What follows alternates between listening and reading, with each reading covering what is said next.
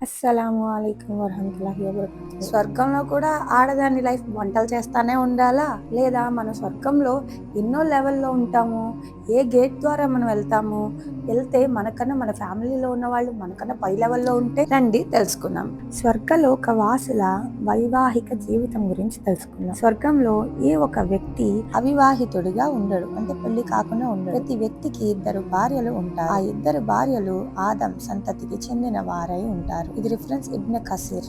ప్రపంచానికి చెందిన ఆ 2 స్త్రీలను స్వర్గంలోకి ప్రవేశించడానికి ముందే సృష్టికర్త అయిన అల్లా సుబ్హాను తాలా రెండవసారి పుట్టించి స్వర్గంలో సృజించబడే స్త్రీలకు అనగా హూర్ ప్రసాదించబడే సౌందర్యాన్ని ప్రసాదిస్తారు. ఆ స్త్రీలను సరికొత్తగా పుట్టించబడిన తర్వాత ఏ ఒక్క మగవాడు కానీ జిన్ కానీ తాకి ఉండడు.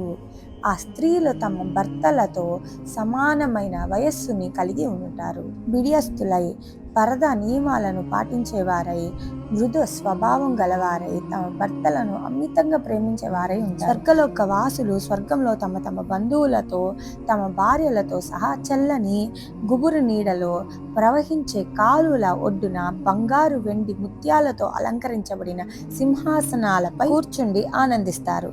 తినే ముందు కానీ త్రాగే ముందు కానీ స్త్రీలు కష్టపడనవసరం లేకుండా వారు కోరుకునే వాటిని ముత్యాల వలె సుందరమైన చురుకైన సేవకులు వెంటనే తెచ్చేస్తారు.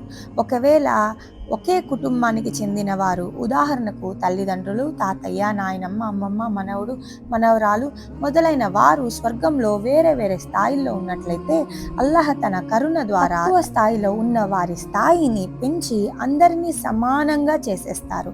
అల్లాహ్ పరమ పవిత్రుడు. సర్వస్తోత్రములు అల్లాహ్ కొరకే. చాలా హ్యాపీగా ఉంది ఈ వీడియో చేయడం వల్ల. ఎందుకంటే మన ఫ్యామిలీలో ఎవరైనా స్వర్గానికి మనకన్నా ఎక్కువ స్థాయిలో ఉంటే అల్లాహ్ సుబ్హానహు తాలా మనల్ని కూడా వాళ్ళ స్థాయికి సమానం చేస్తా అంటే దీనివల్ల మనం తెలుసుకుంది ఏంటంటే మన వల్ల మన ఫ్యామిలీలో ఉన్న వాళ్ళు కూడా వాళ్ళ స్థాయి ఈక్వల్ అయ్యింది. లేదా వాళ్ళ వల్ల మనం ఏమైనా లోగా మనం ఏమైనా ఆఖరి జన్నత్లో లాస్ట్ గేట్లో ఉన్న మనల్ని తీసుకెళ్లి జన్నతుల్ ఫిర్దౌస్లో వేస్తాడు అల్లాహ్ సుబ్హానహు తాలా.